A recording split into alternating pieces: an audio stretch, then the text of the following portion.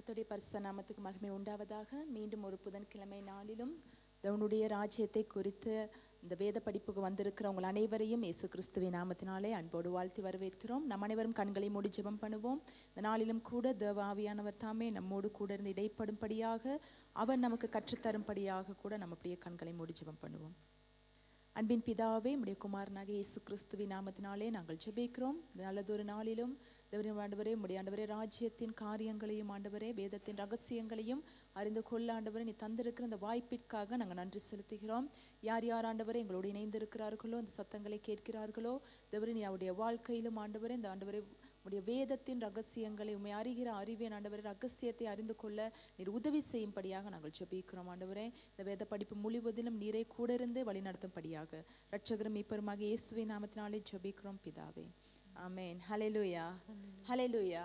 நம்ம கடந்த வாரம் நம்ம பரதீசு அதை பற்றி நம்ம லாசரு அந்த எஜமான் அவருடைய அந்த ஐஸ்வர்யவான் அந்த காரியத்திலேருந்து நம்ம சில காரியங்களை கற்றுக்கொண்டோம். பாருங்க, நம்ம வேதத்தை நாம் ஏன் கற்றுக்கொள்ள வேண்டும் அப்படின்னு சொன்னா, இயேசு கிறிஸ்து சொன்னாரு, எதுல நமக்கு விடுதலை உண்டுன்னு சொன்னாரு? சத்தியத்தை அறிவீர்கள், சத்தியம் உங்களை விடுதலையாக்கும். விடுதலைன்னு நீங்க சொல்லும் பொழுது நம்முடைய ஆவிக்குரிய விடுதலையா இருக்கலாம், இல்ல நம்ம ஆத்மா விடுதலையா இருக்கலாம், இல்ல நம்ம சரீர விடுதலையா இருக்கலாம். இது எல்லாமே எங்க இருந்து வருதுன்னு சொன்னா கர்த்தருடைய சத்தியத்தை அறிந்து கொள்றதுனால. தாத்தா இயேசு கிறிஸ்து சொன்னாரு, சத்தியத்தை அறிவீர்கள், சத்தியம் உங்களை விடுதலையாக்கும். பவுல் சொல்லும் பொழுது அவர் எப்படி சொல்றாரு அப்படின்னு சொன்னா, சத்தியத்தை நீங்கள் அறிய வேண்டிய பிரகாரமாய் அறிய வேண்டும். சத்தியத்தை அறிகிறது ஒன்று, இன்னொன்று அதை அறிய வேண்டிய பிரகாரமாய், அது எந்த விதத்திலே அது உண்மையாலுமே அது குறிப்பிடப்பட்டிருக்கு அந்த விதத்தில் நம்ம சத்தியங்களை என்ன செய்ய வேண்டும் என்று சொன்னால் நாம் அறிந்து கொள்வது மிக முக்கியமாக இருக்குது. இந்த நாளிலும் கூட நாம் பார்க்க போகிற காரியம் என்ன அப்படின்னு சொன்னால், வேதாகமத்தில் குறிப்பிடப்பட்டிருக்கிற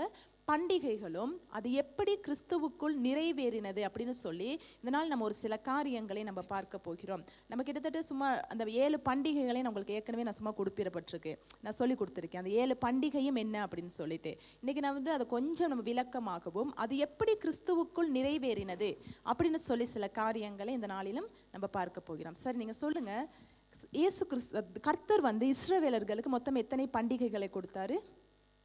7 பண்டிகைகளை கொடுத்தாரு. அது உங்களுக்கு தெரிஞ்சிருக்கும் நான் நினைக்கிறேன், இருந்தாலும் உங்களுக்கு சொல்றேன். முதலாவது என்ன பண்டிகை அப்படின்னு சொன்னா பஸ்கா பண்டிகை. பஸ்கா பண்டிகை. 2வது பண்டிகை புளிப்பில்லா அப்ப பண்டிகை. 3வது முதற் பலன்களின் பண்டிகை. 4வது வாரங்களின் பண்டிகை, அதாவது பெந்தேகோஸ்தே பண்டிகை அப்படின்னு அதுக்கு இன்னொரு பெயரும் இருக்கு. 5வது எக்கால பண்டிகை. 6வது பாவ நிவர்த்தியின் மகாநாள். 7வது கூடார பண்டிகை. மீண்டும் நான் சொல்றேன், முதலாவது பண்டிகை என்னன்னு சொன்னா பஸ்கா பண்டிகை. 2வது புளிப்பில்லா அப்ப பண்டிகை.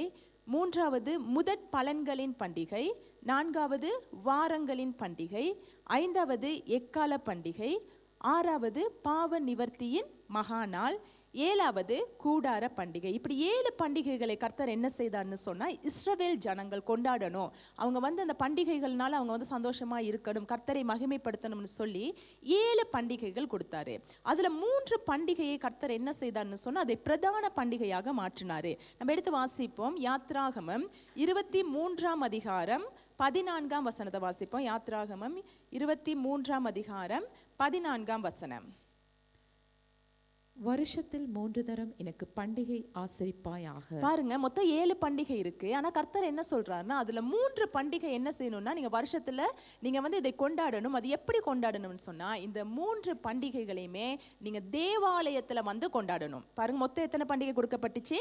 7 பண்டிகை. அதுல எத்தனை பிரதானமாக கொடுக்கப்பட்டுச்சுன்னா 3 பண்டிகை. ஏன்னு சொன்னா இந்த 3 பண்டிகைகளையும் எங்க கொண்டாடணும் அப்படின்னு சொன்னா தேவாலயத்துல கொண்டாடணும். நம்ம எடுத்து வாசிப்போம். உபாகமம் 16ஆம் அதிகாரம் 16ஆம் வசனம். உபாகமம் 16:16 நீங்க வாசிக்கும் பொழுது வாசிப்போம்.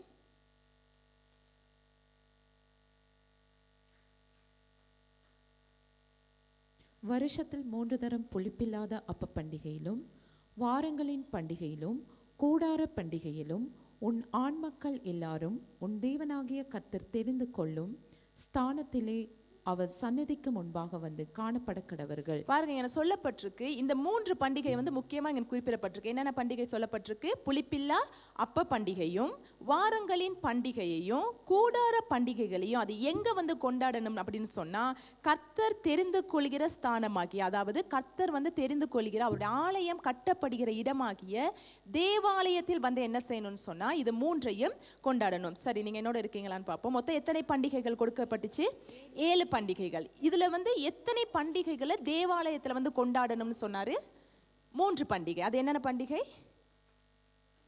புளிப்பில்லா அப்ப பண்டிகை, வாரங்களின் பண்டிகை, கூடார பண்டிகை. சரி, அப்ப இந்த 3 பண்டிகைகளையும் நீங்க எங்க கொண்டாடணும் அப்படின்னு சொன்னா நீங்க தேவாலயத்துல வந்து கொண்டாடணும். அப்ப நீங்க 3 வருஷத்துக்கு 3 தரம் தான் நீங்க தேவாலயத்துக்கு போகணும். அது எதுக்கு போகணும்னா இந்த 3 பண்டிகைகளை கொண்டாடுறதுக்கு தான். பாருங்க, சிலர் வந்து வருஷத்துக்கு ஒரு தடவை தான் சேர்ச்சுக்கு வருவாங்க. என்னைக்குன்னு சொல்லுங்க? கிறிஸ்மஸ் அன்னைக்கு தான் வருவாங்க. அப்போ இவர் சொல்றாரு வருஷத்துக்கு நீங்கள் 3 தடவை போங்க. நம்பால் வந்து வருஷத்துக்கு ஒரு தடவை. சிலர் வந்து வாழ்க்கைக்கே 3 தடவை தான் சர்ச்சுக்கு வருவாங்க. எப்பப்பன்னு சொல்லுங்க?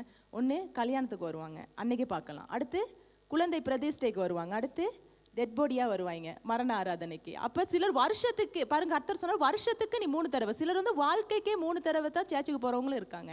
அப்போ கர்த்தர் என்ன செய்தார்னு உங்களுக்கு சொன்னார், உங்களுக்கு 7 பண்டிகைகள் நான் கொடுத்துருக்கேன்.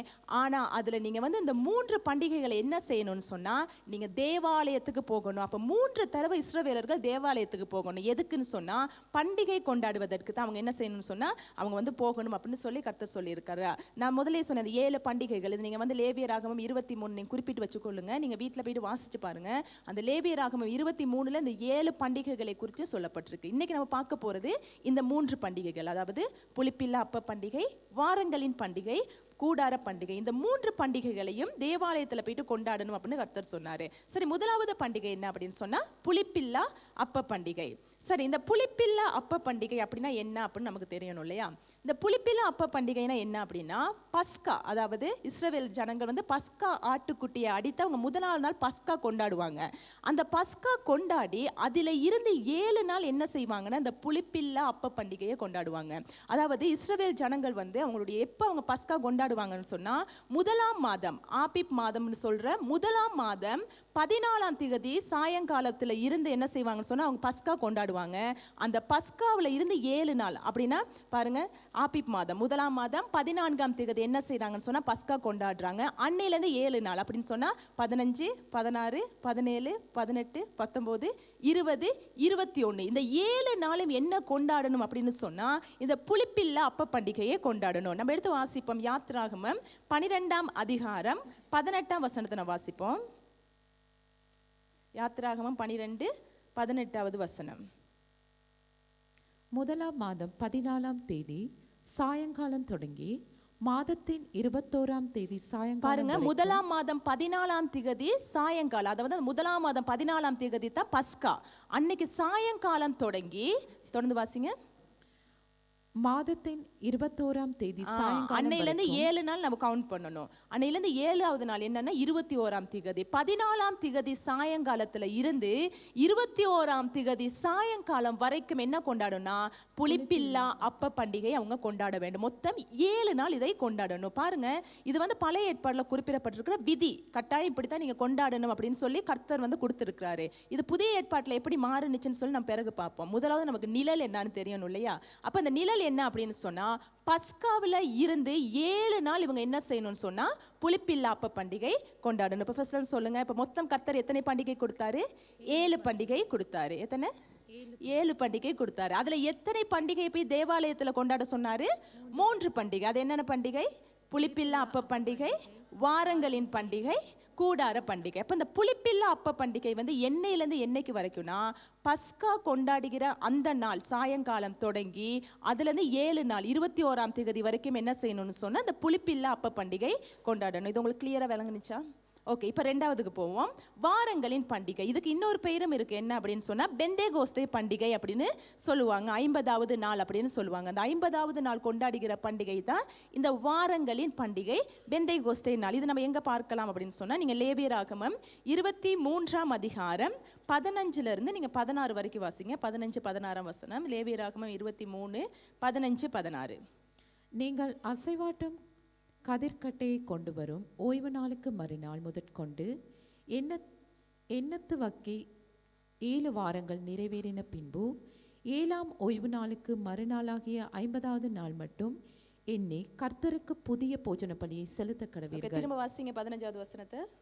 நீங்கள் அசைவாட்டும் கதிர்கட்டை கொண்டு வரும் ஓய்வு நாளுக்கு மறுநாள் முதற்கொண்டு எண்ணத்து வக்கி 7 வாரங்கள் நிறைவேறின பின்பு 7ஆம் ஓய்வு நாளுக்கு மறுநாளாகிய 50ஆம் நாள் மட்டும் எண்ணி கர்த்தருக்கு புதிய போஜன பலியை செலுத்த கடவீர்கள். பாருங்க, இந்த வசனம் என்ன சொல்லுதுன்னு சொன்னா, இந்த இஸ்ரவேல் ஜனங்கள் வந்து எல்லா தன்னுடைய விளைச்சல்களை, எல்லா விளைச்சா கதிர்கட்டுகள் இருக்குல்லையே, அவங்ககிட்ட விளைந்த பயன், அவங்களுடைய எல்லா பலன்களையும் என்ன செய்வாங்க, பயிர்களை என்ன செய்வாங்கன்னு சொன்னா, அவங்க வந்து அதை அறுக்கணும். அப்படி அவங்க அறுத்து கட்டுகிற முதல் கட்டு, அதாவது இஸ்ரவேல் ஜனங்கள் வந்து தன்னுடைய கதிர்களை அவங்க வந்து அறுத்து கட்டுகிற முதல் கட்டை எடுத்துக்கிட்டு எங்க வந்துடணும் அப்படின்னு சொன்னா, தேவாலயத்துக்கு அவங்க கொண்டு வந்துடணும். அப்படி அவங்க கொண்டு வந்து என்ன செய்யணும்னு சொன்னா, அன்றிலிருந்து 7 வாரம் வந்து அந்த வசனம் சொல்லிக்கிறது 15வது வசனம், அவங்க எண்ணணுமா.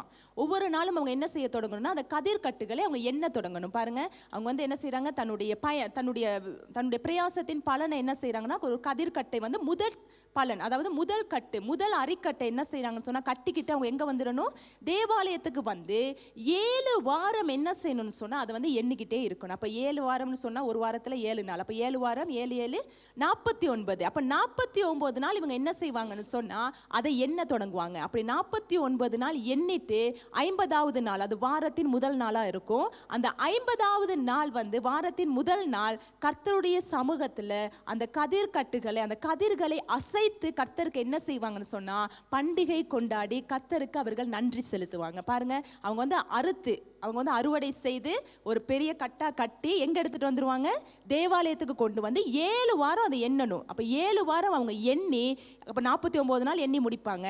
50வது நாள் அவங்க என்ன செய்வாங்கன்னு சொன்னா, வாரத்தின் முதல் நாள் அன்று வந்து கர்த்தருக்கு அந்த கதிர்கட்டுகளை அசைத்து கர்த்தருக்கு என்ன செய்வாங்கன்னு சொன்னா அவங்க நன்றி செலுத்துவாங்க, கர்த்தரை வந்து ஆராதிப்பாங்க. அதுதான் இந்த 2வது பண்டிகையாகிய வாரங்களின் பண்டிகை. அப்ப முதலாவது பண்டிகை என்னன்னு சொன்னா, பஸ்காவில இருந்து 7 நாள் கொண்டாடுவாங்க. அது வந்து முதலாவது பண்டிகையாகிய புளிப்பில்லா அப்ப பண்டிகை. இந்த வாரங்களின் பண்டிகைன்னு சொன்னா அறுவடை செஞ்சதுல இருந்து 50வது நாள் வந்து வாரங்களின் பண்டிகையை கொண்டாடுவாங்க.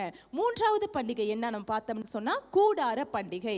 இந்த கூடார பண்டிகையை பற்றி நம்ம வாசிக்கும் பொழுது, அதுவும் யாத்ராகமம் 23ல நீங்க வாசிக்கலாம், அங்க குறிப்பிடப்பட்டிருக்கு பாருங்க. யாத்ராகமம் 23 நீங்க 15ஆம் வசனத்தை வாசிங்க, 15 16. புளிப்பில்லா அப்ப பண்டிகையை கொண்டாடி நான் உனக்கு கட்டளையிட்டபடியே ஆபீப் மாதத்தின் குறித்த காலத்தில் 7 நாள் புளிப்பில்லா அப்பம் புசிப்பாயாக. அந்த மாதத்தில் எகிப்திலிருந்து புறப்பட்டாயே, என் சன்னதியில் வெறுங்கையாய் வர வேண்டாம். அப்ப இந்த வசனத்துல எந்த பண்டிகை பற்றி சொல்லியிருக்காருன்னா, புளிப்பில்லா அப்ப பண்டிகையை பத்தி சொல்லியிருக்காரு. 7 நாள் என்ன செய்யணும், நீனு புளிப்பில்லா அப்ப பண்டிகை கொண்டாடணும். ஓகே, அடுத்த வசனம். நீ வயலில் விதைக்க உன் பயிர் வேலைகளின் முதற் பலனை செலுத்துகிற அறுப்பு கால பண்டிகையும். இப்ப இந்த அறுப்பு கால பண்டிகை அப்படின்னு சொல்லும் பொழுது அதுதான் வந்து வாரங்களின் பண்டிகை, அறுப்பு கால பண்டிகை. நம்ம பார்த்தோம்ல, அறுவடை செஞ்சதுல இருந்து 50வது நாள். அப்ப இந்த அறுப்பு கால பண்டிகைன்னு எனக்கு குறிப்பிடப்பட்டிருக்கிறது என்னன்னு சொன்னா வாரங்களின் பண்டிகை. ஓகே, அந்த அறுப்பு கால பண்டிகையையும் வருஷ முடிவிலே நீ வயலில் உன் வேலைகளின் பலனை சேர்த்து தீர்த்த போது சேர்ப்பு கால பண்டிகையும் ஆசரிப்பாய். இந்த சேர்ப்பு கால பண்டிகை அப்படின்னு சொல்றது தான் இந்த கூடார பண்டிகை. அவங்க கூடாரம் அமைச்சு அதுக்குள்ள என்ன செய்வாங்கன்னு சொன்னா அவங்க வந்து புசித்து குடித்து கர்த்தரை வந்து மகிமைப்படுத்துவாங்க. அதுதான் அவங்க சேர்த்து வச்சு அந்த கூடாரத்துக்குள்ள வச்சு என்ன செய்வாங்கன்னு சொன்னா அங்க வந்து அவங்க கொண்டாடுவாங்க. அப்ப பாருங்க, கர்த்தர் என்ன செய்தான்னு சொன்னா இப்படி இஸ்ரவேலர்களுக்கு வந்து 7 பண்டிகையை வந்து எப்படி கொடுத்தாராம், தாராளமா கொடுத்தாராம். பாருங்க, அப்ப 7 பண்டிகையும் கர்த்தர் எதுக்கு முதலாவது கொடுத்தார் அப்படின்னு சொன்னா அவங்க கர்த்தரை கொண்டாடணும், கர்த்தருக்கு வந்து நன்றி செலுத்தணும், கர்த்தருக்கு மகிமை செலுத்தணும். அந்த பண்டிகைகள் மூலம் கர்த்தருக்கு கொடுக்க வேண்டிய கனத்தை கொடுக்கணும், கர்த்தருடைய சமூகத்துல வந்து சந்தோஷமா இருக்கணும், கர்த்தரை ஆராதிக்கணும். இந்த ஒரு நோக்கத்துக்கு தான் கர்த்தர் என்ன செய்தார்னு சொன்னா இந்த பண்டிகையை கொடுத்தாரு. பாருங்க, எல்லா மதத்திலயுமே என்ன இருக்கும், கட்டாயமா பண்டிகைகள் இருக்கும். பண்டிகை அன்னைக்கு யாராச்சும் கவலையா இருப்பாங்களா?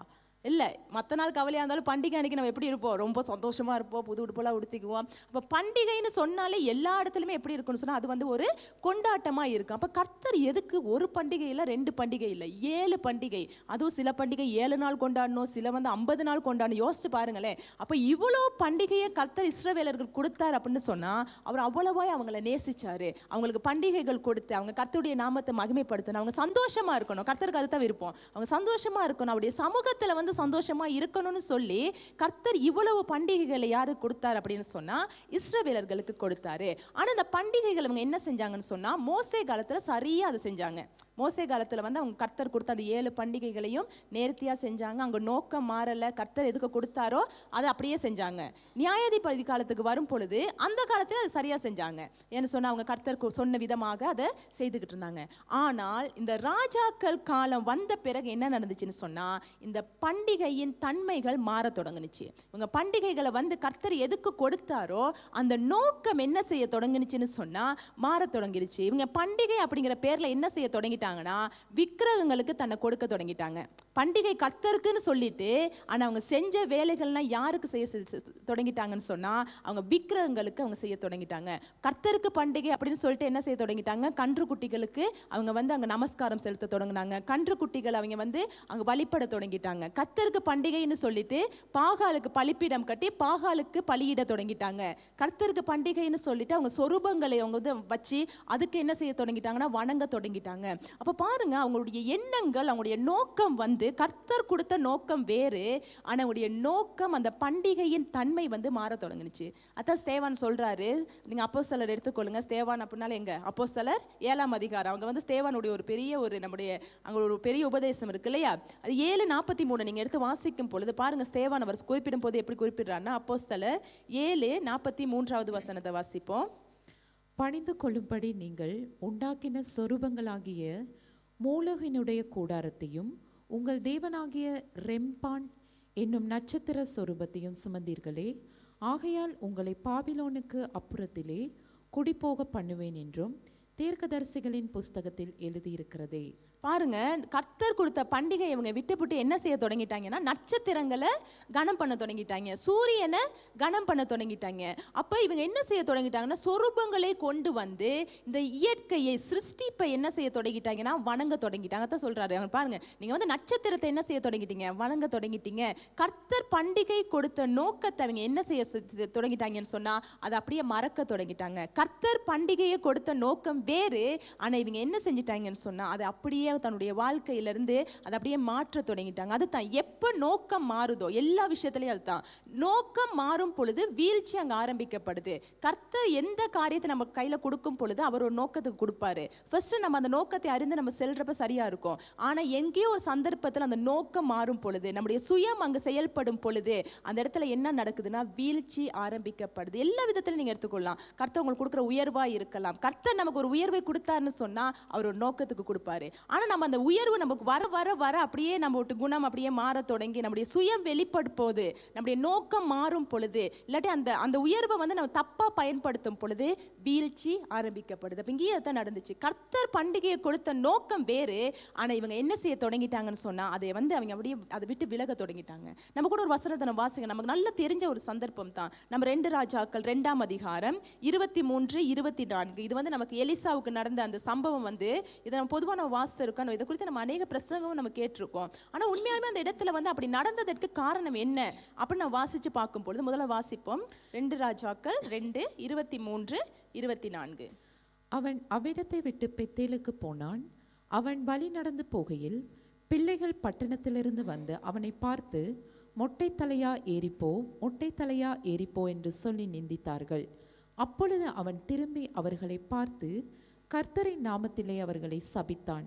உடனே காட்டிலிருந்து 2 கரடிகள் புறப்பட்டு வந்து அவர்களின் 42 பிள்ளைகளை பீறி போட்டது. சிலவேளை இந்த சந்தர்ப்பத்தை நான் வாசிக்கும் பொழுது கர்த்தரியே இந்த சின்ன பிள்ளைகளுக்கு இவ்வளோ பெரிய ஒரு தண்டனையை கொடுத்தாரு. அவங்க சின்ன பிள்ளைகள் தானே அப்படியே சொல்லப்பட்டிருக்கு இல்லையா, சிறு பிள்ளைகள் அப்படின்னு சொல்லப்பட்டிருக்கு இல்லையா. அப்போ நம்ம யோசிப்போம் ஏன் ஒரு பிள்ளைகளுக்கு கர்த்தர் இவ்வளோ பெரிய பனிஷ்மெண்ட் கொடுத்தாரு. ஏன்னா கர்த்தர் வந்து என்ன புதிய ஏற்பாட்டில் பார்க்குறோம், அவர் என்ன செய்யறாரு, சிறு பிள்ளைகளை ரொம்ப நேசிக்கிற கடவுள். ஏன் ஒரு சின்ன பிள்ளைக்கு சும்மா பேசுறதுக்காக இல்லை நக்கலா சொன்ன ஒரு வார்த்தைக்காக கர்த்தர் எதுக்கு இவ்வளோ பெரிய தண்டனையை கொடுக்கணும் அப்படிங்கிற கேள்வி வந்து நமக்குள்ள இருக்கலாம். முதலாவது நம்ம தெரிஞ்சு கொள்ள வேண்டிய விஷயம் என்ன அப்படின்னு சொன்னா இங்க குறிப்பிடப்பட்டிருக்கு இல்லையா பிள்ளைகள் அப்படின்ட்டு. நம்ம பிள்ளைகள்னால எடுத்தானே சின்ன பிள்ளைகளுக்கு போயிடக்கூடாது. இங்க பிள்ளைகள் அப்படின்னு சொல்லப்பட்டிருக்க அந்த அதே அந்த பதம் வந்து நீங்க இன்னொரு இடத்துலயே வாசிக்கலாம். நீங்க 1 ராஜாக்கள் 3:7 அங்க சாலமோன் தன்னை குறித்து சொல்லும் பொழுதும் இங்க அந்த குறிப்பிடப்பட்டிருக்க பிள்ளைங்கிற வார்த்தையும் ஒரே வார்த்தை தான. வாசிப்போம் 1 ராஜாக்கள் 3:7. இப்போதும் என் தேவனாகிய கர்த்தாவே, தேவரீர் உமது அடியேனை என் தகப்பனாகிய தாவீதின் ஸ்தானத்திலே ராஜாவாக்கினீரே, நானோ வென்றால் போக்குவரவு அறியாத சிறு பிள்ளையாய் இருக்கிறேன். ஓகே, சாலமோன் இதை சொல்றப்ப அவர் கிட்டத்தட்ட ராஜாவாகும் பொழுது 20 வயசு இல்லையா? அப்ப தான் சிறு பிள்ளையாய் இருக்கிறேன்னு சொல்லும் பொழுது அவர் பாபாவா இருக்கிறேன்னு சொல்லல. அவர் சொல்றாரு எனக்கு அந்த மெச்சுவர்ட் இல்லையே, எனக்கு அந்த முதிர்ச்சி இல்லையே, அதைத்தான் அவர் சிறு பிள்ளைன்னு சொல்றாரு. ஆனா அவர் சொல்லும் பொழுது வாலிபனாய் நான் இருக்கிறேன், அதுதான் அதுக்கான அர்த்தம். அப்ப அங்கேயும் வந்து 42 பிள்ளைகள்னு சொன்னா நம்ம நினைச்ச கூடாது சின்ன பிள்ளைகள் இல்ல, அவங்க 42 பேரும் யார் அப்படின்னு சொன்னா வாலிபர்கள். சரியா? அப்ப அங்க குறிப்பிடப்பட்டிருக்க வார்த்தை வந்து சிறு பிள்ளைகள் அப்படிங்கிறது வந்து சின்ன பிள்ளைகள் இல்ல, அங்க குறிப்பிடப்பட்டிருக்கிறது கிட்டத்தட்ட 20 வயசுக்கு மேற்பட்ட வாலிபர்களை குறித்து தான் அந்த இடத்துல சொல்லப்பட்டிருக்கு. சரி, மீண்டும் வாசிப்போம். 2 ராஜாக்கள் 2:23 பாருங்க. அவன் அவ்விடத்தை விட்டு பெத்தேலுக்கு போனான். எங்க போறப்ப அந்த சந்தர்ப்பம் நடந்துச்சா?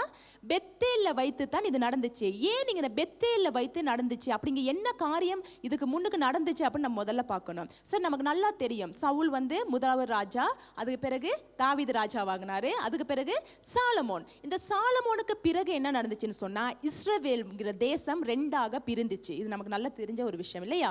சாலமோனுக்கு பிறகு இஸ்ரவேல் என்ன நடந்துச்சுன்னு சொன்னா 12 கோத்திரமும் 2ஆக பிரிஞ்சிச்சு. அது எப்படி பிரிஞ்சிச்சுன்னா இஸ்ரவேல்னு தனியா பிரிஞ்சிச்சு, யூதான்னு தனியா பிரிஞ்சிச்சு. இஸ்ரவேல்ல வந்து 10 கோத்திரம் சேர்ந்துக்குச்சு, யூதாவில் 2 கோத்திரம் சேர்ந்து இப்ப 2 ராஜா என்ன செய்ய தொடங்கிட்டாங்கன்னு சொன்னா ஆள தொடங்கிட்டாங்க.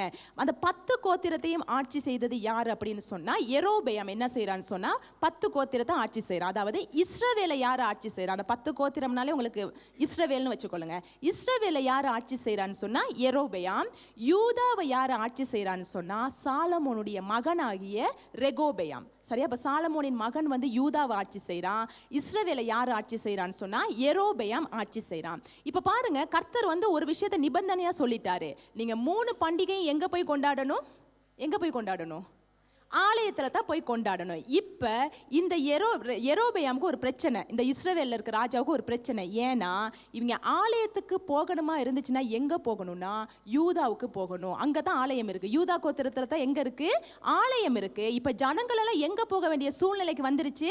கீழே போகணும், யூதா கிட்ட போகணும், அந்த யூதா ராஜாவோட போய் இணையணும். அப்ப இப்ப யோசிக்கிறான், இப்படி இவங்க எல்லாம் ஒன்னா மீட் பண்ணிக்கிட்டா என்ன செய்வாங்க? பழையபடி எல்லாம் ஒன்னாகிடுவாங்களே, பழையபடி இவங்க வந்து ஒன்னாகிட்டாங்கன்னா நம்மள வந்து துரத்திடுவாங்களே, நம்மளை கொன்றுவாங்களே, ஒரு பயத்துல அவன் ஒரு காரியத்தை செய்யறான். பாருங்க, நீங்க வாசிக்கலாம். 1 ராஜாக்கள் 12:27 29 வரைக்கும் வாசிங்க. 1 ராஜாக்கள் 12:27 29 வரைக்கும். இந்த ஜனங்கள் எருசலேமில் உள்ள கர்த்தருடைய ஆலயத்திலே பலிகளை செலுத்த போனால், இந்த ஜனங்களின் இருதயம் யூதாவின் ராஜாவாகிய ரெகொபெயாம் என்னும் தங்கள் ஆண்டவன் வசமாய் திரும்பி, அவர்கள் என்னை கொன்று போட்டு யூதாவின் ராஜாவாகிய ரெகொபெயாமின் பாரிசமாய் போய்விடுவார்கள் என்று தன் மனதிலே சிந்தித்துக் கொண்டிருந்தார். பாருங்க என்ன யோசிக்கிறானா, இவங்களை நம்ம கூட்டிக்கிட்டு தேவாலயத்துக்கு வந்து பண்டிகைன்னு கூட்டிட்டு போனா இவங்க என்ன செஞ்சிருவாங்கன்னா எல்லாம் மனசு மாதிரி ஒன்னாகிருவாங்க, நம்மள வந்து கொன்னு போட்டுருவாங்க. இல்லை பயத்துல இவன் முதல்ல அந்த நாட்டில் என்னதை கொண்டு வருகிறான்? இஸ்ரவேலர்களுக்குள்ள விக்கிர ஆராதனையை கொண்டு வருகிறான். அடுத்த வசனத்தை வாசிங்க. ஆகையால் ராஜாவானவன் யோசனை பண்ணி பொன்னினால் 2 கன்றுக்குட்டிகளை உண்டாக்கி ஜனங்களை பார்த்து, நீங்கள் எருசலேமுக்கு போகிறது உங்களுக்கு வருத்தம், இஸ்ரவேலரோ இதோ அவைகள் உங்களை எகிப்து தேசத்திலிருந்து வரப்பண்ணின உங்கள் தேவர்கள் என்று சொல்லி ஒன்றை பெத்தேலிலும் ஒன்றை தானிலும் ஸ்தாபித்தான். அப்ப என்ன சொல்றானா, நீங்க இங்க இருந்து அங்க நடையா போறது எவ்வளவு கஷ்டம், நான் வந்து அப்படி உங்களை பத்தி நான் புரிஞ்சிருக்கிற ஒரு ராஜா, உங்களுக்கு நடந்து போயிட்டு அங்க தேவாலயம் போயிட்டு வர்றது ரொம்ப கஷ்டம் அப்படின்னு சொல்லிட்டு 2 கன்று குட்டிகளை அவன் உண்டாக்கி சொல்றான், உங்களை வந்து எகிப்துல இருந்து கொண்டு வந்த. இதுதான் இங்க இருக்க ஒரு உண்மையாலுமே அதை வாசிக்கும் பொழுது பாருங்க, அவங்க என்ன அவங்க மனதுல புகுத்துறான்னு சொன்னா, உங்களை எகிப்துல இருந்து கொண்டு வந்தது யாருன்னு சொன்னா இதுதான் சொல்லி 2 கன்று குட்டிகளை உண்டாக்கி முதல் முறையாக விக்கிர ஆராதனையை வந்து இஸ்ரவேலுக்குள்ளே இவன் கொண்டு வருகிறான். அவன் வந்து 2 கன்றுக்குட்டியில ஒன்ன மேல வச்சுட்டான், ஒன்ன கீழே வச்சுட்டான். அப்ப ஆட்கள் என்ன செய்ய முடியாது? நாட்டை விட்டு வெளியில போக முடியாது. ஒன்னு மேல இருக்கவங்க மேல போயிட்டு அவங்க வந்து பெத்தேல்ல அவங்க என்ன செய்யணும்னா அவங்க போய் அங்க வந்து விக்கிர ஆராதனை செய்யலாம், அங்க வந்து அவங்க வந்து தொழுது கொள்ளலாம். இல்லாட்டி தான் அப்ப 2 இடத்துல வைக்கிறான், ஒன்று பெத்தேல், இன்னொன்னு தான். அவன் அதை மட்டும் செய்யல. நீங்க 30-31 வாசிக்கும் பொழுது அவன் வந்து பாருங்க, கர்த்தர் வந்து ஆசாரிய வேலையை லேவியர்களுக்கு தான் கொடுத்தாரு. ஆனா அவன் அதையும் என்ன செய்யறான்னு சொன்னா கர்த்தருடைய அந்த காரியத்தை அவன் வந்து கனவீனம் பண்ணுகிறான். பாருங்க அதை நீங்க வாசிங்க 30-31. இந்த காரியம் பாவமாயிற்று, ஜனங்கள் இந்த ஒரு கன்றுக்குட்டிக்காக தான் மட்டும் போவார்கள், அவன் மேடையாகிய ஒரு கோவிலையும் கட்டி லேவியின் புத்திரராயிராத ஜனத்தில் ஈனமானவர்களை ஆசாரியராக்கினார். பாருங்க, அவன் ஈனமானவர்களை என்ன வாக்கிட்டான்னு சொன்னா ஆசாரியாகனா. எவன் வேணும்னாலும் ஆசாரியராகனா, எவன் வேணும்னாலும் நீ போயிட்டு நீ வந்து பலிப்பீடம் கட்டி நீ எது வேணும்னாலும் செஞ்சுக்கலாம் அப்படின்னு சொல்லி ஒரு கர்த்தருக்கு அருவருப்பான ஒரு காரியத்தை அவன் இஸ்ரவேலர்களுக்குள்ளே இவன் கொண்டு வருகிறான். அப்படி அவன் ஒரு கன்றுக்குட்டி எங்க வச்சான்னு பார்த்தோம், பெத்தேல்ல வச்சான். அப்ப பெத்தேல்ல இருக்கிறவங்கன்னு சொல்லும் பொழுது அங்க ஒரு பெரிய கன்றுக்குட்டி வச்சு அந்த இடமே இப்ப எப்படி இருக்குன்னா விக்கிர ஆராதனை நிறைந்த ஒரு இடமாக பெத்தேல் மாறிவிட்டது. அந்த பெத்தேலுக்கு தான் யாரு கடந்து வந்தான்னு சொன்னா எலிசா. அதுதான் வாஸ்தவம். நம்ம 2 ராஜாக்கள் 2:23 எலிசா பெத்தேலுக்கு வந்த பொழுது, அவன் பெத்தேலுக்கு வந்த பொழுது தான் இந்த சந்தர்ப்பம் நடக்கிறது. அப்ப இந்த பெத்தேலுக்கு அவன் வந்த பொழுது வாசிப்போம் 2 ராஜாக்கள் 2:23 மீண்டும் அதை திருமணம் வாசிப்போம். அவன் அவ்விடத்தை விட்டு பெத்தேலுக்கு போனான். அவன் வழி நடந்து போகையில் பிள்ளைகள் பட்டணத்திலிருந்து வந்து அவனை பார்த்து மொட்டை தலையா ஏறிப்போ, மொட்டை தலையா ஏறிப்போ என்று சொல்லி நிந்தித்தார்கள். பாருங்க, அவங்க அங்க வந்து அந்த பெத்தேல இருக்க பிள்ளைகள்னு சொல்லும் பொழுது அந்த வாலிபர்கள் எல்லாருமே யாரை நமஸ்காரம் பண்றவங்கன்னு சொன்னா இந்த கன்று குட்டிகளை பலியிடுறவங்க, இந்த வழிபாடு செய்யறவங்க, அதை தொழுது கொள்கிறவங்க தான் இந்த 42 வாலிபர்களும். இவங்க வந்து சொல்ற அந்த வார்த்தை தான் முக்கியம். அவங்க சொல்ற வார்த்தை என்னன்னு சொன்னா மொட்டை தலையா ஏறிப்போ, மொட்டை தலையா ஏறிப்போ. இந்த ஏறிப்போ அப்படிங்கிற வார்த்தை அவங்க எதுக்கு சொல்றாங்கன்னா, அதுக்கு நீங்க முதல் அதிகாரத்தை பார்க்கும் பொழுதுதான் எலியா என்ன செய்யப்பட்டான்னு சொன்னா அவர் வானத்துக்கு, அவர் பரலோகத்துக்கு எடுத்து கொள்ளப்பட்டார். அது முதல் அதிகாரத்தில் நம்ம வாசிக்கலாம். அப்ப இவங்க என்ன சொல்றாங்க அப்படின்னு சொன்னா, இவங்களுக்கு இந்த எலியாவை கண்டாலே இவங்களுக்கு பிடிக்காது. ஏன் எலியாவை பிடிக்காது அப்படின்னு சொன்னா, எலியா தான் அந்த விக்கிரம் ஆராதனையை கண்டித்து பேசினவர். அவர் கண்டித்து பேசினார். இந்த விக்கிரகம் இந்த பாகால் ஒண்ணு உங்களை கொண்டு வரல, இந்த பாகால் ஒண்ணு உங்களை எகிப்துல இருந்து கூட்டிக்கிட்டு வரல, இப்படி நிறைய விக்கிர ஆராதனைக்கு எதிராக பேசினவர் இந்த எலியா. அவர் கண்டித்து அவங்களுக்கு தீர்க்க தரிசனம் சொன்னாரு, கண்டித்து அவர் உபதேசம் பண்ணினாரு. நீங்க விக்கிர ஆராதனை பின்னுக்கு போறீங்க, நீங்க செய்யறது சரியான தவறு, இப்படி பேசுறது என்ன நடந்துச்சுன்னு சொன்னா இவங்களுக்கு அதனால என்ன நடந்துச்சு சொன்னா அவங்களுக்கு எலியா மேல ஒரு பயம். இன்னொன்னு எலியாவை பார்த்தாலே பிடிக்காது. இப்ப எலியா என்ன செய்யப்பட்டாரு, பரத்துக்கு எடுத்துக்கொள்ளப்பட்ட பிறகு இப்ப இவங்களுக்கு சந்தோஷம். என்னன்னு சொன்னா இனி எங்களுக்கு எச்சரிக்கிறதுக்கு ஆளு இல்ல. இப்படி ஒரு மனநிலையில் இருக்கும் பொழுதுதான் எலியா விட்டு ஊழியத்தை யாரு தொடர்றானா, எலிசா தொடர்றாரு. இப்ப இவங்க என்ன சொல்றாங்க அப்படின்னு சொன்னா, எலியா எப்படி வானத்துக்கு ஏறி போனானோ அது போல நீயும் எங்களை விட்டு வானத்துக்கு ஏறி போயிரு. அதுதான் மொட்டை தலையா ஏறிப்போ அப்படின்னு சொல்லும் பொழுது எப்படி எலியா போயிட்டானோ அதே மாதிரி நீயும் போயிரு. ஏன்னா நீயும் அந்த எலியா மாதிரி பேசுறவர் தானே, நீயும் எங்க கிட்ட கர்த்தர் தான் எகிப்துல இருந்து எங்களை கூட்டிட்டு வந்தவர்னு சொல்றவர் தானே, அதனால நீ எங்களை விட்டு போயிருன்னு சொல்லி அவங்களை நிந்திக்கிறாங்க. அவங்களை நிந்திக்கிறாங்கன்னு சொல்லும் பொழுது எலியாவையும் நிந்திக்கிறாங்க, எலிசாவையும் நிந்திக்கிறாங்க. எல்லாத்துக்கும் மேலா கர்த்தரையும் அவங்க என்ன செய்யறாங்கன்னா நிந்திக்கிறாங்க. அவங்க என்ன செய்யறாங்கன்னா கர்த்தரை விட்டு தூரம் போயிட்டு ஒரு விக்கிர ஆராதனைக்குள்ள போயிட்டாங்க. பாருங்க, அவங்க பெற்றோரெல்லாம் என்ன சொல்லி அவங்களை வளர்த்திருப்பாங்க, இதுதான் நம்மளை கூட்டிட்டு வந்த கடவுள். 20 வயசுனா யோசிச்சு பாருங்க, என்ன சொல்லி வளர்த்திருப்பாங்க, இதுதானே நம்மளை கூட்டிட்டு வந்த கடவுள். இதுதான் அந்த பிள்ளைகளுக்கு நம்ம என்னத்தை போதிக்கிறோமோ, கர்த்தரை குறித்து சரியான அறிவை நம்ம கொடுக்கும் பொழுது அந்த பிள்ளை அதையே பேசிக்கிட்டு இருக்கோம். அப்ப இந்த பிள்ளைகளுக்கு பெற்றோர் என்னத்தை ஊட்டி வச்சுட்டாங்கன்னு சொன்னா, இந்த கன்றுக்குட்டி தான் நம்ம எகிப்துல இருந்து கொண்டு வந்துச்சு அப்படின்னு அவங்க சொல்லி வளர்க்க வளர்க்க அவங்க மைண்ட்ல பதிஞ்சிருச்சு. இந்த கன்றுக்குட்டி தான் நம்மளோட கடவுள், இந்த கன்றுக்குட்டி தான் நம்மளை கொண்டு வந்துருச்சு. இப்படி அவங்க சொல்லி சொல்லி அவங்க இப்ப என்னத்தை நம்ப தொடங்கிட்டாங்கன்னா, இதுதான் நம்மளை எகிப்துல இருந்து கொண்டு வந்த கடவுள் அப்படின்னு சொல்லிட்டு இப்ப எலிசாவை பார்த்து சொல்றாங்க என்னன்னு சொன்னா, மொட்டை தலையா ஏறிப்போ, எலியா போன மாதிரி நீ எங்களை விட்டு போயிரு, தொலைஞ்சு போயிரு அப்படிங்கிற கிட்டத்தட்ட வார்த்தையை தான் சொல்றாங்க, எங்களை விட்டு போயிரு. அப்படி ஒரு வார்த்தையை சொல்லும் பொழுது எலிசா அவங்களை கரடி சாப்பிடணும், அவங்க செத்து போகணும்னு சொல்லல, சபிச்சுட்டு போனாரு. ஏன்னா இப்போ நமக்கு எப்படி தானே கர்த்தரை பற்றி ஒன்று சொல்லும் போது அந்த வைராக்கியம் இருக்கும். எலியாவுக்கு ஒரு வைராக்கியம். அவங்களை பார்த்து சபித்த உடனே அங்கே என்ன செய்யுதுன்னு சொன்னால், 2 கரடிகள் 42 பிள்ளைகளை என்ன செய்துச்சா, பீறி போட்டது. கொன்று போட்டுச்சுன்னு எழுதல, பீறி போட்டது. ஏன்னா கர்த்தர் ஏற்கனவே சொன்னாரு, நீங்க சில வேளை என்னை விட்டு பின்வாங்கி போனால் நான் துஷ்ட மிருகங்களை அனுப்பி உங்களுடைய பிள்ளைகளை கொன்று போடுவேன். நீங்க லேவியராகமம் 26-22 நீங்க நோட் பண்ணி வச்சுக்கொள்ளுங்க. அதுல சொல்லப்பட்டிருக்கு, கர்த்தர் ஏற்கனவே சொல்லிட்டாரு என்னன்னா, நீங்க என்னை விட்டு பின்வாங்கி போனீங்க அப்படின்னு சொன்னா நான் துஷ்ட மிருகங்களை அனுப்பி நான் உங்களுடைய பிள்ளைகளை என்ன செய்வேன்னு சொன்னா அழித்து போடுவேன். அந்த வசனத்தை வேணுமா வாசிப்போம். உங்களுக்குள்ளே வெளியின் துஷ்ட மிருகங்களை வரவிடுவேன், அவைகள் உங்களை மேலிருந்து வாசிப்போம், 21 வாசிப்போம். நீங்கள் எனக்கு செவி கொடுக்க மனதில்லாமல் எனக்கு எதிர்த்து நடப்பீர்களானால் நான் உங்கள் பாவங்களுக்கு தக்கதாக இன்னும் 7 தனை வாதையை உங்கள் மேல் வரப்பண்ணி உங்களுக்குள்ளே வெளியின் துஷ்ட மிருகங்களை வரவிடுவேன், அவைகள் உங்களை பிள்ளைகளற்றவர்களாக்கி உங்கள் மிருக ஜீவன்களை அழித்து உங்களை குறைத்து போக பண்ணும். உங்கள் வழிகள் பாழாய் கிடக்கும். அப்ப பாருங்க, கர்த்தர் ஏற்கனவே சொல்லிட்டாரு, நீங்க எனக்கு செவி கொடுக்காம பின்வாங்கி போனீங்கன்னா உங்களுடைய பிள்ளைகளை துஷ்ட மிருகங்களை அனுப்பி நான் வந்து அவங்களை வந்து இல்லாம ஆக்கிடுவேன் அப்படின்னு சொல்லிட்டாரு. அப்ப இங்க நடந்த சந்தர்ப்பம் என்னன்னு சொன்னா, இவங்க பாருங்க, இவங்க வந்து விக்கிர ஆராதனையை வந்து அங்க கர்த்தருடைய தேசத்திலே கர்த்தருடைய ஸ்தலத்திலே இவங்க வந்து கொண்டு வர தொடங்குனாங்க. அதே மாதிரி தான் நமக்கு நல்லா தெரியும், அந்த மோசேட சம்பவத்திலே நமக்கு நல்லா தெரியும். அவர் அந்த கொல்லிவாய் சர்ப்பம் வந்து அவங்கள மனாந்திரத்தில் என்ன செஞ்சுச்சு, அவங்கள வந்து எல்லாத்தையும் கடிக்க தொடங்கினானே. கர்த்தர் என்ன செஞ்சாருன்னா, ஒரு வெண்கல ஒரு சர்ப்பத்தை உண்டாக்கு, அந்த சர்ப்பத்தை எவன் நோக்கி பார்க்கிறானோ அவனுக்கு வந்து அதுல இருந்து விடுதலை கிடைக்கும், இல்லாட்டி பாம்பு கடிச்சாலும் அவனுக்கு வந்து சாக மாட்டான் அப்படின்னு அங்க வந்து ஒரு வெண்கல ஒரு சர்ப்பத்தை உண்டாக்க சொன்னாரு. இது உண்மையாலுமே கர்த்தர் வந்து அங்க காமிச்ச ஒரு நிழல் என்னன்னு சொன்னா, எப்படி அங்கே அந்த வெண்கல சர்ப்பம் உயர்த்தப்பட்டதோ அதை நோக்கி பார்த்தவர்கள் வந்து பிழைத்தார்களோ, அது போல இயேசுவும் சிலுவையிலே உயர்த்தப்பட்டு அவரை நோக்கி பார்ப்பவர்கள் பிழைப்பார்கள். இது நிழல். அப்ப இது வந்து ஏற்கனவே நடந்த ஒரு சம்பவம். அப்ப இவங்க என்ன செஞ்சாங்க தெரியுமா, அந்த வெண்கல சர்ப்பத்தை அதுக்கு பிறகு வச்சு அதையும் வணங்க தொடங்கிட்டாங்க. அப்ப எசேக்கியேல் ராஜா அதையும் என்ன செய்யறாருன்னா, அவர் வந்த பிறகு அதற்கு அவங்க பலியிட தொடங்கிட்டாங்க. அந்த வெண்கல சர்ப்பத்துக்கு நம்பாக்களுக்கு போதும், ஒரு கல் இருந்தா போதும், இல்லாட்டி ஒரு பொருள் இருந்தா போதும், அதை வந்து கடவுள்னு சொல்லி அதை கொண்டாட தொடங்கிடுவாங்க. அப்ப இதை வந்து இவங்க வணங்க தொடங்கினானு அங்க எசேக்கியேல் ராஜா என்ன செய்யறாருன்னா, அவர் ராஜாவாகிறது வரைக்கும் அதை வணங்கிக்கிட்டு தான் இருந்திருக்காங்க. அவர் என்ன செஞ்சிட்டாரு, அதை தன்னுடைய தேசத்தை விட்டு இல்லாமல் ஆக்கிட்டார். அப்ப பாருங்க, இவங்க என்ன செய்ய தொடங்கிட்டாங்கன்னா, கர்த்தர் என்னத்துக்காக பண்டிகையை கொடுத்தாரோ அவரை கனம் பண்ண, அவரை கொண்டாடுவதற்கு, அவரை ஆராதிப்பதற்கு, ஆனால் நோக்கம் மாற தொடங்கினுச்சு.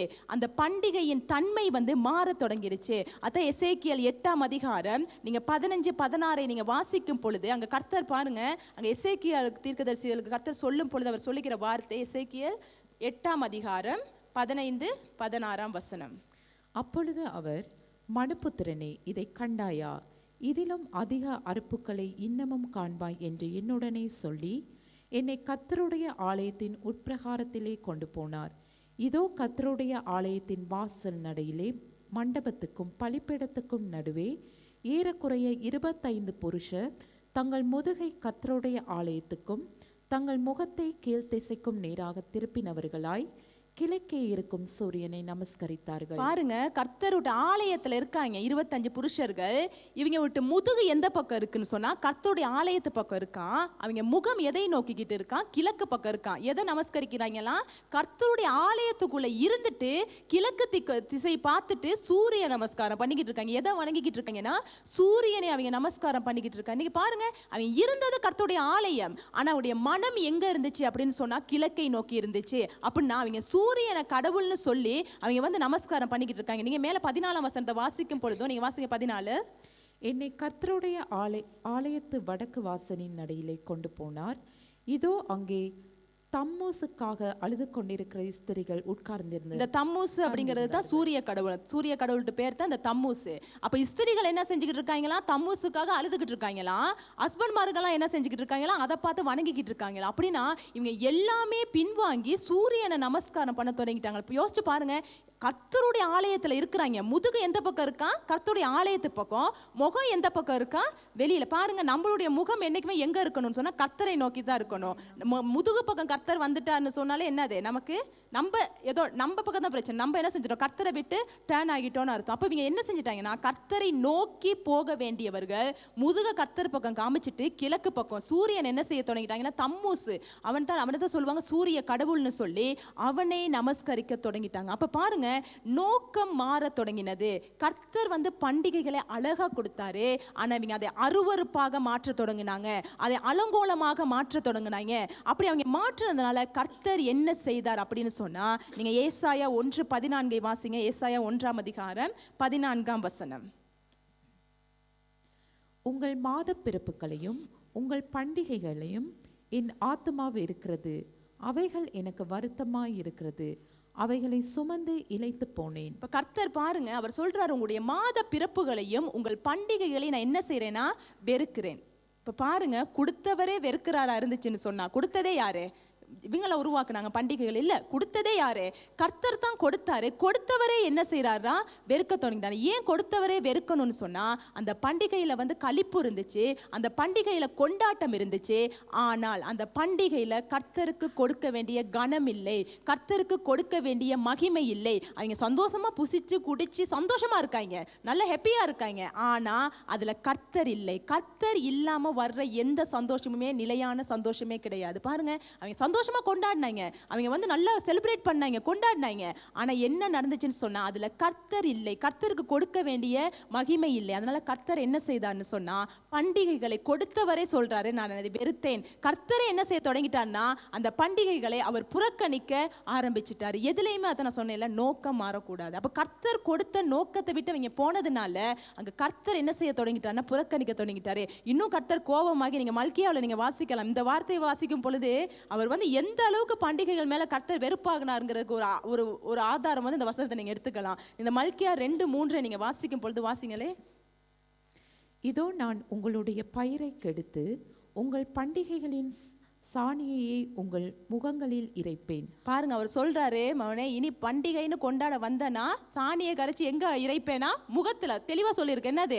நான் உங்களுடைய பயிரை கெடுத்து, பயிரைனா நீ வந்து இது வரைக்கும் ஆசீர்வாதம் நீ சொல்லிக்கிட்டு இருந்த, நீ வந்து விளைச்சல்னு சொல்லிக்கிட்டு இருந்த, நீ என்னை விட்டுட்டு போனதுனால அந்த ஆசீர்வாதம், அந்த செழிப்பு, கர்த்தர் இல்லாத செழிப்பு, கர்த்தர் இல்லாத விளைச்சல் வந்து அது செழிப்பே கிடையாது. அப்ப அவர் சொல்றாரு, அதனால அதை நான் கெடுத்து உங்கள் பண்டிகைகளின் சாணியையே உங்க முகத்திலே இறைப்பேன். அப்ப கர்த்தர் வந்து பண்டிகைகளை சந்தோஷமாய் கொடுத்த கர்த்தரே என்ன செஞ்சிட்டார்னா, பண்டிகைகளை அவர் வெறுக்க தொடங்கிட்டாரு. சரி, இந்த பண்டிகைகள் எப்படி புதிய ஏற்பாட்டில் வந்து இது வந்து எப்படி இந்த சத்தியம் எழுதி கொடுக்கப்பட்டிருக்கிறது? இதன் பழைய ஏற்பாட்டில் பார்த்தோம் இல்லையா, கர்த்தர் வந்து 7 பண்டிகைகள் கொடுத்தாரு.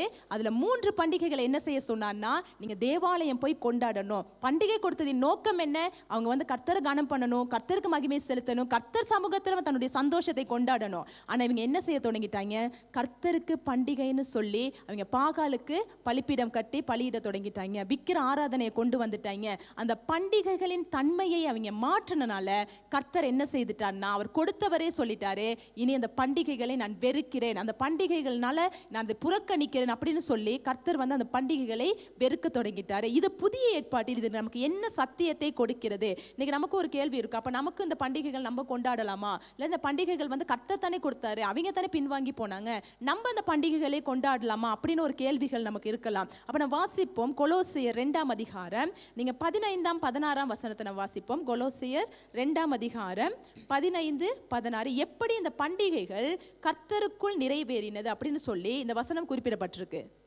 துரைத்தனங்களையும் அதிகாரங்களையும் உரிந்து கொண்டு வெளியரங்கமான கோலமாக்கி அவைகளின் மேல் சிலுவையிலே வெற்றி சிறந்தார். இது நமக்கு நல்லா தெரிஞ்ச வசனம். கர்த்தர் என்ன செய்தார்னு சொன்னா, எல்லாவற்றையும் அவர் சிலுவையிலே வெற்றி சிறந்தார். இப்ப 16வது வசனம், ஆகையால் போஜனத்தையும் பானத்தையும் குறித்தாவது, பண்டிகை நாளையும் மாதப்பிறப்பையும் ஓய்வு நாட்களையும் குறித்தாவது ஒருவனும் உங்களை குற்றப்படுத்தாதிருப்பானாக.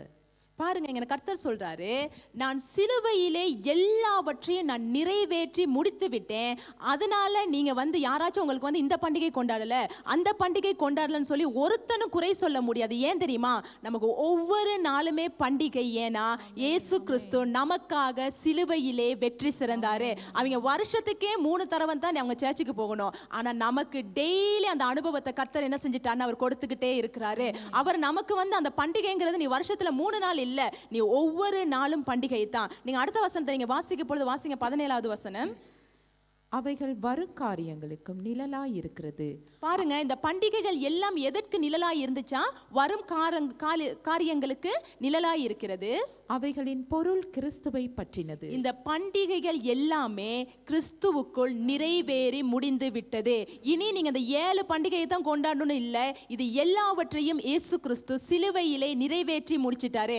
இனிமே நம்ம என்ன செய்ய முடியும்? சில பாருங்க, மாத பிறப்புக்கு மட்டும் சர்ச்சுக்கு, இல்லாட்டி வருட பிறப்புக்கு மட்டும் நம்ம ஒவ்வொரு நாளும் பிறப்பதே நம்ம நமக்கு வந்து களி கூறணும். நம்ம ஒவ்வொரு நிமிடமுமே நம்ம கர்த்தருக்கு நன்றி செலுத்திக்கிட்டே இருக்கணும். ஏன்னா அவர் நமக்காக சிலுவையிலே வெற்றி சிறந்து அந்த கொண்டாட்டத்தை, அந்த பண்டிகையை நீங்க ஒவ்வொரு நாளும் அனுபவிக்கணும்னு சொல்லி கர்த்தர் அதை நமக்காக என்ன செய்துட்டான்னு சொன்னா அவர் கொடுத்துட்டாரு. நான் முதலாவது சொன்னேன், மொத்தம் அந்த 3 பிரதான பண்டிகைகள். முதல் பண்டிகை புளிப்பில்லா அப்ப பண்டிகை. இந்த புளிப்பில்லா அப்ப பண்டிகை நீங்க சொல்லும் பொழுது, நீங்க 1 கொரிந்தியர் 5:8 எடுத்து வாசிக்கும் பொழுது பாருங்க, அங்க அப்போஸ்தலனாகிய பவுல் கொரிந்து சபைக்கு எழுதும் பொழுது அவர் குறிப்பிடுகிற வார்த்தையை 1 கொரிந்தியர் 5:8, ஆதலால் பழைய புளித்த மாவோடே அல்ல, துர்க்குணம் பொல்லாப்பு என்னும் புளித்த மாவோடும் அல்ல, துப்புரவு உண்மை என்னும் புளிப்பில்லாத அப்பத்தோட பண்டிகையை ஆசரிக்க கடவோம். இப்ப நமக்கு புளிப்பில்லா அப்ப பண்டிகை என்ன தெரியுமா? அங்க சொல்லப்பட்டிருக்க 2 வார்த்தை என்னது? துப்புரவு உண்மை. என்ன வார்த்தை? துப்புரவு உண்மை. பாருங்க, இப்ப நீங்க கொண்டாட வேண்டிய புளிப்பில்லா அப்ப பண்டிகை என்னன்னு சொன்னா துப்புரவு உண்மை. துப்புரவுன்னு சொல்லும் பொழுது பரிசுத்தம். அப்ப பரிசுத்தமும் உண்மையும் தான் இப்பொழுது புளிப்பில்லாத பண்டிகையா இருக்குது. புளிப்புன்னு சொன்னா பாவம். அப்ப புளிப்பில்லாதது அப்படின்னு சொல்லும் பொழுது இன்னைக்கு நாம் வந்து வாழுகிற பரிசுத்த வாழ்க்கையும் நாம் எவ்வளவு உண்மையாக இருக்கிறோம், இல்ல நாம் கர்த்தருக்கு எவ்வளவு உண்மையா இருக்கிறேன். நீங்க ஒரு வேலை செஞ்சா அந்த வேலைக்கு உண்மையா எவ்வளவு இருக்கீங்க, உங்க குடும்பத்துக்கு எவ்வளவு உண்மையா இருக்கிறீங்க, உங்களை நேசிக்கிற நபர்களுக்கு எப்படி நீங்க உண்மையா இருக்கிறீங்க, சபைக்கு எப்படி உண்மையா இருக்கிறீங்க, அது என்னன்னு சொன்னா அதை நீங்க செய்யும் பொழுது நீங்க அந்த இடத்துல புளிப்பில்லா அப்ப பண்டிகை நீங்க கொண்டாடிக்கிட்டே இருக்கீங்க. நீங்க பரிசுத்தமாய் வாழும் பொழுது, நீங்க கர்த்தருக்கு முன்பதாக கலங்கமற்றவர்களாக ஒரு பிரித்தெடுக்கப்பட்ட வாழ்க்கையை நீங்க வாழும் பொழுது அந்த நேரத்துல நீங்க புளிப்பில்லா அப்ப பண்டிகை நீங்க அனுஷ்டித்து கொண்டு இருக்கீங்க. அப்ப பாருங்க, இந்த காலத்துல எது புளிப்பில்லா அப்ப பண்டிகை அப்படின்னு சொன்னா அது வந்து என்னது? துப்புரவு, அதாவது பரிசுத்தமும் உண்மையும் தான் புளிப்பில்லா அப்ப பண்டிகை. அதை நம்ம என்ன செய்யணும்னா நம்ம தினமும் அதை அனுஷ்டிக்கணும். பாருங்க, நீங்க வருஷத்துல நீங்க 7 நாள் இல்ல, அன்னைக்கு எப்படி செஞ்சாங்க?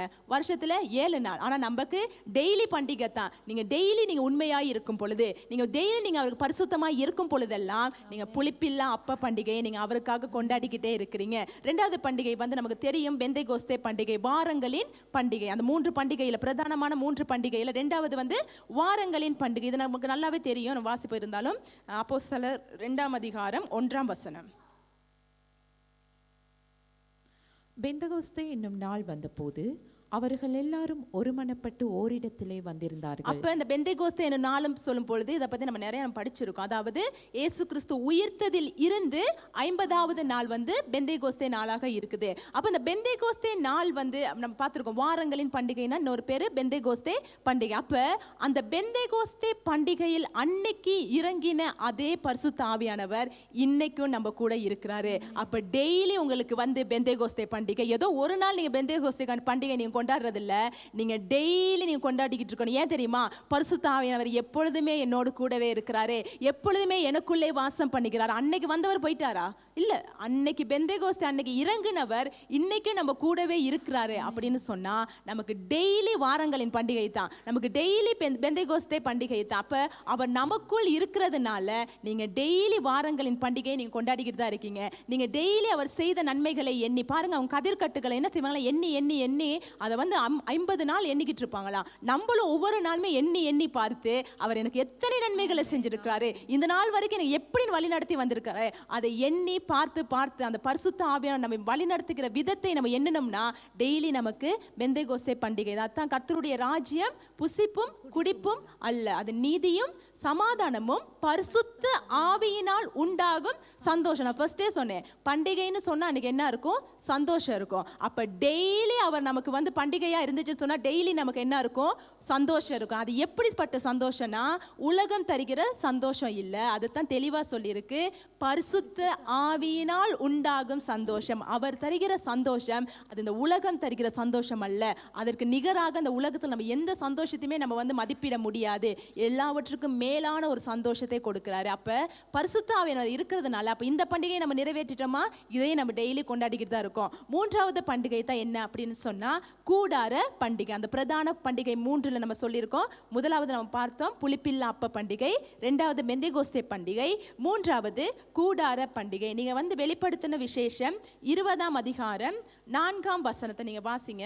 அதுல பி பகுதியை வாசிங்க. அவர்கள் உயிர்த்து அப்படின்னு இருக்கும் அந்த இடத்துல வாசிங்க. வெளிப்படுத்துதல் 20:4 பி பகுதி, அவர்கள் உயிர்த்து அப்படின்னு அந்த வசனம் ஆரம்பிக்கப்படும். பி பகுதி. அவர்கள் உயிர்த்து கிறிஸ்துவுடனே கூட 1000 வருஷம் அரசாண்டார்கள். அப்ப இந்த கூடார பண்டிகைன்னு சொல்லும் பொழுது நம்ம ஏற்கனவே கற்றிருக்கிறோம், இது என்ன அப்படின்னு சொன்னா நாம் கர்த்தரோடு அரசால போகிற 1000 வருஷ அரசாட்சி தான் கூடார பண்டிகை. அப்ப இந்த பண்டிகை என்ன நம்ம நிறைவேறல, ஆனா அதுக்காக நம்ம என்ன செஞ்சுக்கிட்டு இருக்கோம்னு சொன்னா வெயிட் பண்ணிக்கிட்டு இருக்கிறோம். அப்ப பாருங்க, இந்த பண்டிகைகள் எல்லாமே கர்த்தர் என்ன செய்துட்டார்னு சொன்னா இயேசு கிறிஸ்து சிலுவையிலே நிறைவேற்றி ஆவிக்குரிய ரீதியிலே அதை நமக்கு கொடுத்துட்டார். அன்னைக்கு இஸ்ரவேலர்களுக்கு கொடுத்த அந்த பண்டிகைகளை அவர் எல்லாவற்றையும் அவர் நிறைவேற்றி அவர் நமக்கு எல்லாவற்றையுமே கொடுத்துட்டார். உங்களுக்கு நான் சொல்லியிருக்கேன், இந்த 7 பண்டிகையுமே கிறிஸ்துவுக்குள் அது நிறைவேறினது. நம்ம ஃபர்ஸ்ட்ல நம்ம பார்த்தோம், முதலாவது பண்டிகை என்ன, அந்த 7 பண்டிகை ஆர்டர்ல சொல்லுங்க. முதலாவது பண்டிகை என்னது? பஸ்கா பண்டிகை. பஸ்கா பண்டிகை நிறைவேறிடுச்சு அப்படின்னு சொன்னா இயேசு கிறிஸ்து என்ன செய்தாரு?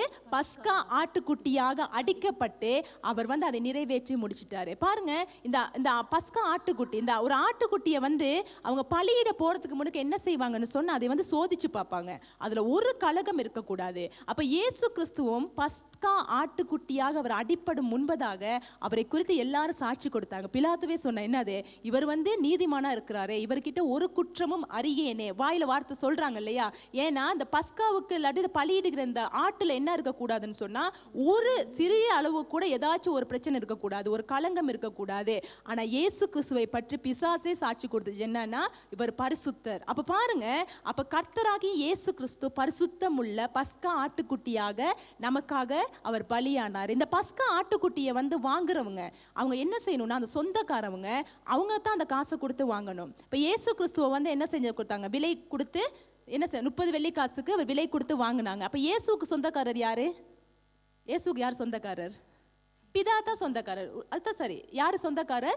பிதா தான் சொந்தக்காரர். அப்ப இயேசுவை விலை கொடுத்து வாங்கினாரா இருந்துச்சுன்னு சொன்னா அந்த காசு யாருகிட்ட போய் சேர்ந்திருக்கணும்? பிதா கிட்டக்கு உரிய காசா தான் அது இருந்திருக்கணும். பாருங்க, யூதாஸ் காரியோத்தை என்ன செய்யறான்னு சொன்னா இயேசு கிட்ட இருந்து அங்க அவன் வாங்கிட்டான். வாங்கி இயேசுவை காட்டி கொடுத்த பிறகு நீங்க ஒரு வசனத்தை வேணுமா வாசிங்க. மத்தேயு 27:5 நீங்க வாசிக்கும் பொழுது அவன் அந்த காசை அவன் பயன்படுத்தல. யூதாஸ் அந்த காசை கொண்டு போயிட்டு அவன் எங்க எரிஞ்சான் அப்படின்னு சொன்னா வாசிப்போம்.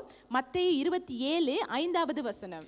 அப்பொழுது அவன் அந்த வெள்ளிக்காசை தேவாலயத்திலே எரிந்துவிட்டு புறப்பட்டு போய் நாண்டு கொண்டு செத்தான். பாருங்க, இந்த யூதாஸ் என்ன செஞ்சானா, அந்த காசை இயேசுவை அவன் விலை கொடுத்து வாங்கின அந்த காசை கொண்டு போயிட்டு தேவாலயத்துல போட்டான். அப்படின்னு சொன்னா அதுக்கு சொந்தக்காரரே பிதா தான். அவன் அந்த காசுல ஒரு பைசா அவன் யூஸ் பண்ணல. கொண்டு போயிட்டு எங்க போட்டான் தெரியுமா? தேவாலயத்துல தான் அவன் வீசிட்டு வந்தான். ஏன்னா சொந்தக்காரர் தான் என்ன செய்யணும்னு சொன்னா அதை விலை கொடுத்து வாங்கணும். இயேசுக்கு சொந்தக்காரர் பிதா தான். அதனால கடைசியில் அந்த காசு யாருக்கிட்ட போய் சேர்ந்துச்சுன்னா பிதா விட்டு சமூகத்துக்கே போய் சேர்ந்துச்சு. அப்ப பஸ்கா பண்டிகை முடிஞ்சிருச்சான்னு சொன்னா பஸ்கா பண்டிகை இயேசு கிறிஸ்து பஸ்கா ஆட்டுக்குட்டியாக நமக்காக பலியாகி முடிச்சிட்டாரு. ரெண்டாவது தான் புளிப்பில்லா அப்ப பண்டிகை. அதை குறித்து நமக்கு பார்த்தோம், நமக்கு எப்படி அது நிறைவேறுச்சுன்னு. இயேசு அதை எப்படி நிறைவேற்றினார் அப்படின்னு சொன்னா அவர் புளிப்பில்லாதவராய் பாதாளத்திலே இறங்கினார். 3 நாள் என்ன செய்தார்? பாதாளத்துல போய் இருந்தாரு. புளிப்பில்லாதவர்னு சொல்லும் பொழுது பாவம் இல்லாதவராய் பாதாளத்துல இறங்கி அந்த புளிப்பில்லா அப்ப பண்டிகை இயேசு கிறிஸ்து என்ன செஞ்சிட்டார்னா நிறைவேற்றி முடிச்சிட்டாரு. 3வது பண்டிகை என்னன்னு பார்த்தா முதற் பலன்களின் பண்டிகை. இதை இயேசு கிறிஸ்து எப்படி நிறைவேற்றினார் அப்படின்னு சொன்னா இதுக்கு நீங்க ஒரு வசனத்தை வாசிங்க. 1 கொரிந்தியர் 15:20. 1 கொரிந்தியர் 15:20.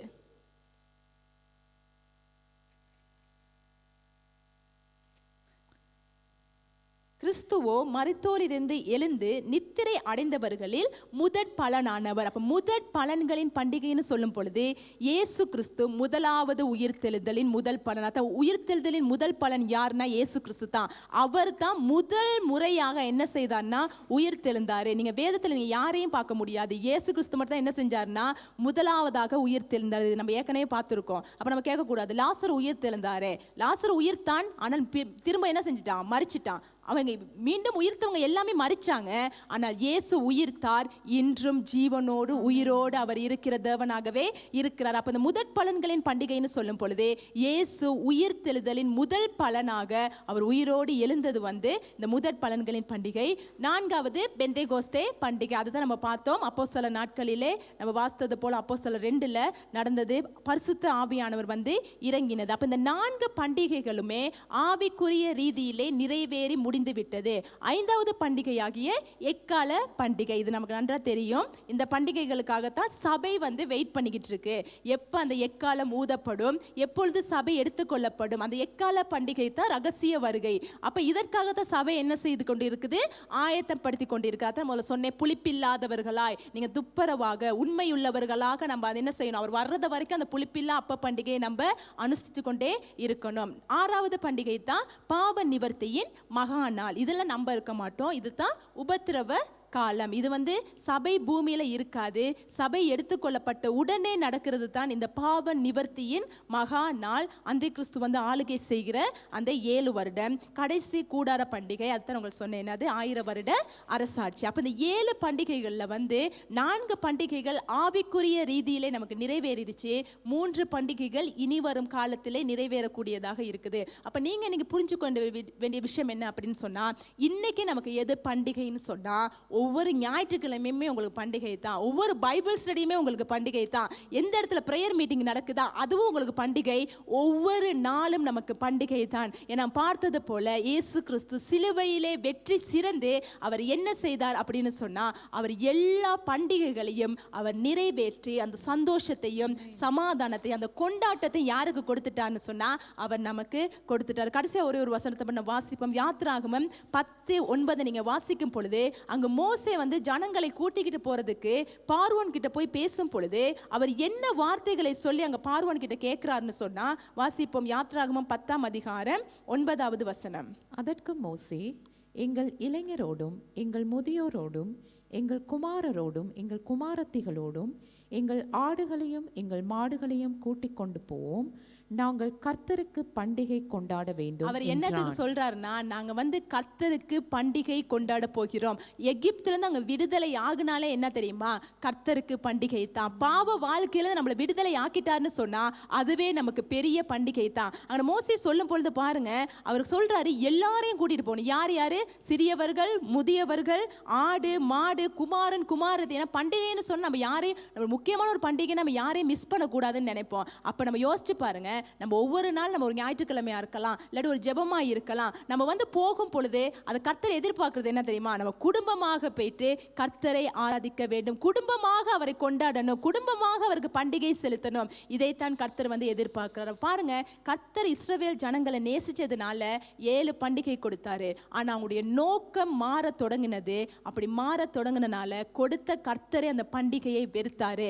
அவங்களுக்கு வெறுத்துட்டு அவங்க கிட்ட கொடுத்த பண்டிகையை சொல்லிட்டாரு, இனி இந்த பண்டிகையை பக்கமா நான் வெறுக்கிறேன், அதை நான் புறக்கணிக்கிறேன்னு சொல்லிட்டு அதை நமக்கு கொடுத்துட்டாரு. எப்படின்னு சொன்னா, இயேசு கிறிஸ்துவின் மூலமாக அவர் சிலுவையிலே வெற்றி சிறந்து அவங்களுக்கு எதை வெறுத்தாரோ அதை நமக்கு கொடுத்து சொல்றாரு, நீங்க ஒவ்வொரு நாளும் பண்டிகை கொண்டாடுங்க. ஏன்னு சொன்னா இயேசு கிறிஸ்து நமக்காக சிலுவையிலே வெற்றி சிறந்து அந்த கொண்டாட்டத்தை நமக்கு கொடுத்திருக்கிறாரு. அப்ப யாரு லக்கி அப்படின்னு சொன்னா, நம்ம தான். அவங்க கிட்ட புறக்கணித்த பண்டிகையை இயேசு கிறிஸ்து சிலுவையிலே நிறைவேற்றி அதை நமக்கு கொடுத்திருக்கிறாரு. நாம் அவர் தான் இஸ்ரவேலுக்கு கொடுக்கும் பொழுது இஸ்ரவேலரை நேசிச்சதுனால தான் பண்டிகையை கொடுத்தாரு. இன்னைக்கு அவர் நம்மளை நேசிக்கிறதுனால தான் நாம் அவரை கொண்டாடணும், நாம் சந்தோஷமா இருக்கணும்னு சொல்லி அவர் விருப்பப்படுகிற தேவனாகவே இருக்கிறார். நான் விசுவாசிக்கிறேன் இந்த வேத படிப்பு உங்களுக்கு பிரயோஜனம் உள்ளதா இருந்திருக்கும் என்று சொல்லி. எனவே நாம் தொடர்ந்தும் கூட நம் கர்த்தருடைய காரியங்களை நாம் கற்றுக்கொள்வோம். நாம் கண்களை மூடி ஜெபம் பண்ணுவோம். தேவன் தாமே இந்த நாளிலும் கூட நமக்கு கற்றுக் கொடுத்த காரியங்களை நம்முடைய வாழ்க்கையில் நாம் கடைபிடிக்க ஆவியானவர் உதவி செய்யும்படியாக.